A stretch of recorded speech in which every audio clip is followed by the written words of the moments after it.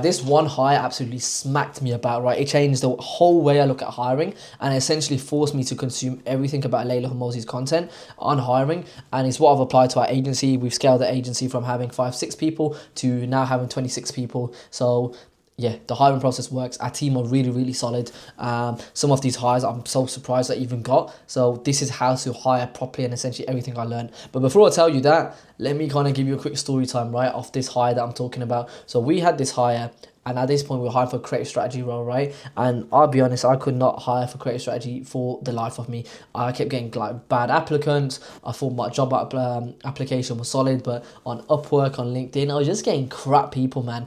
And I was like, why am I getting such crap people, right? And I was kind of getting to that stage in hiring where you get desperate, and you never ever want to get desperate, but I was desperate. And there was this creative strategist, and she seemed 10 out of 10, right? She was saying all the right things. It was a breath of fresh air. She was UK based. I'm UK based as well, so I was like, damn, she could be really solid. And she was speaking the language like of a good creative strategist, right? So I was like, yo, she could be 10-10. She could be really, really, really good, right? And what ended up happening is I jumped on call with her. She was sick. Like, she seemed 10 out of 10. She was saying all the right things. And I was so in my head and I was so gassed. I was like, nah, this person is sick, man. This person is the way. Like, we have to get this person. I got Aaron to jump on a call with her. He was like, yeah, you know what? She's pretty good. She's pretty good. And my gut was telling me, bro, just chill, slow down. She's not that good. Something's going to go wrong. She's too good to be true. Because in a hire, yeah, you always want to have someone's weakness. Every single person has a weakness, right? But because I was excited and I was desperate, there were two worse than I was at any aspects of life.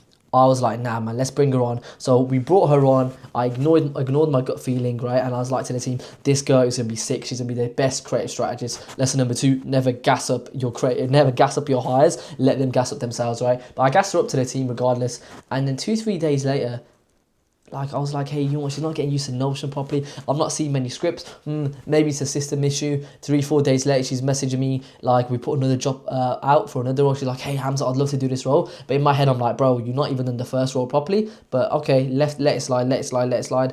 Then week 1 happened, and she still hadn't got used to Notion. And Notion, I'll be honest, that at that point was so simple. It was literally, okay, put your script in, change it to in review.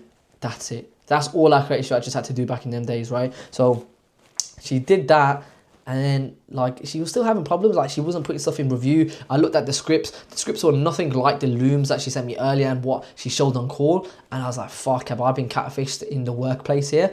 And then 2 weeks later came, and there was still no scripts. I called it out on it, and she was like, oh no, it's this, it's that. I was like, my gut was just too strong. There's like, you have to get rid of her. But I still gave her like an extra week, and then at that point she just did not improve, and we had to get rid of her because she was like, it was 3 weeks and she hadn't done no scripts.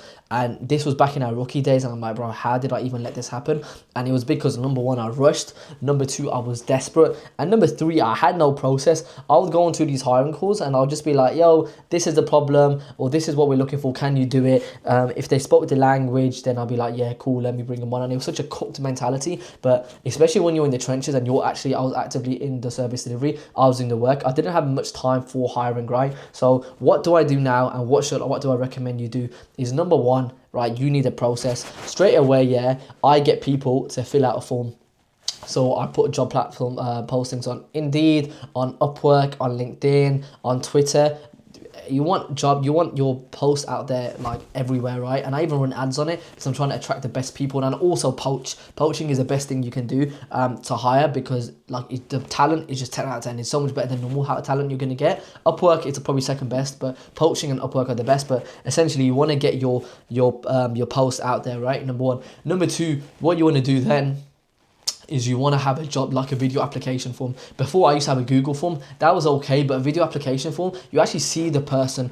With AI as well, by the way, AI is the worst, right? Like do not accept AI responses. You should be able to sniff that out, right? So video applications, you're not going to get AI. You're going to have the person's like quick thinking, especially for most roles you want in an agency. You want them to be quick thinking. You don't want them to think they're like, say like 10 years, oh, this is what I think would happen, and that is what I think needs to happen. And then now let me rewrite that. You want to see how quick people are on their feet. So people like platforms like Willow is 10/10. Willow is the best for this. So have your normal questions on an interview platform, yeah, and this will save you time, because especially you're busy, you're not going to get on call with everyone. I used to just get on call with everyone back in the day. You don't want to do that. You want to have that video interview platform, right, where you ask them questions specifically about the role and about your culture. Culture is so important, and time zone. Culture and time zone, if you have them, then you're like, you need to make sure you have them in the video interview. I can't even speak. Video interview form. So make sure you have that on the video form, right? Then the best applicants, and you want to go with people that are skilled and match your core values. Like with the best hires for me, I've always got a feeling like, yo, this person is going to be sick. And I know I had it before, but I actually test them now. But you have that feeling, yo, this person will be sick. If you think, oh, maybe they could be a shout, honestly, it's not even worth the time half the time. And you get on call with them and you're like, eh. If they struggle with communication as well, but they're sick, don't go for them.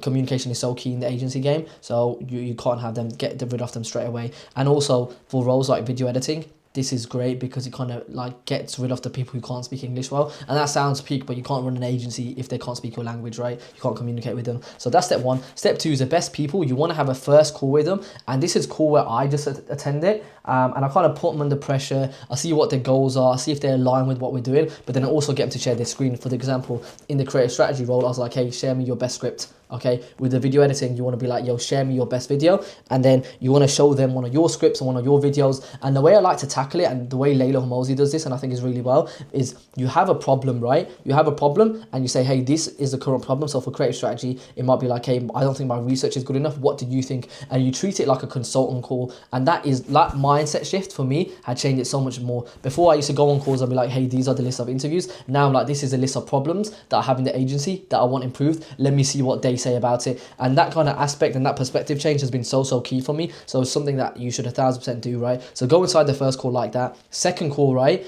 is I like to get my team to interview them, right? And the reason is you have biases. For example, me, I like young, hungry people because I feel like that's what I am. So I tend to gravitate towards them. So by getting my team involved, they have their own different biases and they allow me to eliminate mine. And I kind of let my team kind of just free roll with this. They, like, for example, I get my head of operations who used to be a senior editor. So I get him so he can, like, he's quite harsh, right? He's bad cop. Then I get someone who's our chief of people who used to be a head of talent, still is a head of talent actually, and she's a good cop. And then I get someone who's like an expert in the role. So if I'm hiring for a creative strategy role, I get a creative strategist. If it's a new role, them two would just suffice, right? And I get them to pretty much do like the questioning. I just sit back and I observe. Now, I found it so key to just sit down and observe in these, because you'll notice how people interact with other people and their facial expressions. You'll learn a lot from that, right? So just sitting there and you waiting to give your questions at the end is the best way to do that, right? So that's step, I guess 3, you can call it, right? Step 4 is a test task. After that, I'll be honest, you need to get someone to do a test task.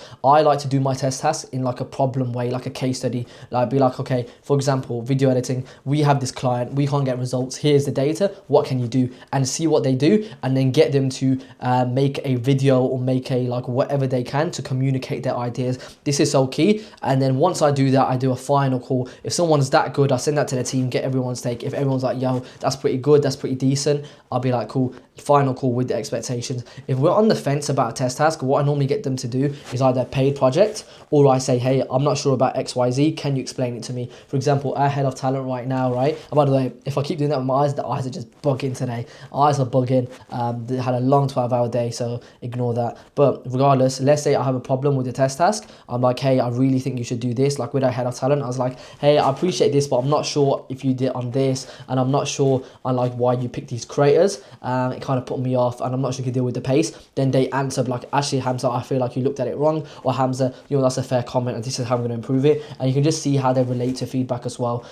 So that's what I'll do. And another kind of bonus tip, right, when I'm just speed rolling or when I'm just spitting game, bang bang, is you want to make sure, that you throw a curveball. So for example, with some of the applicants, sometimes I'm not sure if they can deal with the pressure. So I'll be honest, I will limit, be like, hey, something just happened with the ad account, can you look inside it? Or something just happened, I need this in 24 hours rather than 48 hours. Is that doable for you? And I'll be honest, it's not the best practice, but it puts people under pressure. And in my agency, I need people to work with pressure. You might have different values, so test those values. And then the final call would just be me setting expectations.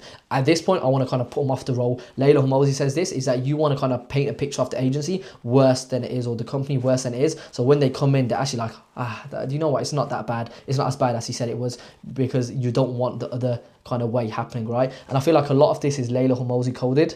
So yeah, that's how to hire. Don't make the same mistake I did and hire ass people and hire people that you think are good but you haven't tested them. Go through a process, get your team involved, and set expectations from the get-go. Like, I'll be honest, that's one thing I didn't actually touch upon. You need a handbook for every single role, and you need to make sure that deliverables are there, because then you'll be 2 months in and you'll be like, hang on a second, what has this guy actually done for my business? And I've been in that situation before, but expectations and a handbook really make that easier. But my eyes are giving out. That's some hiring advice. So, ba ba ba.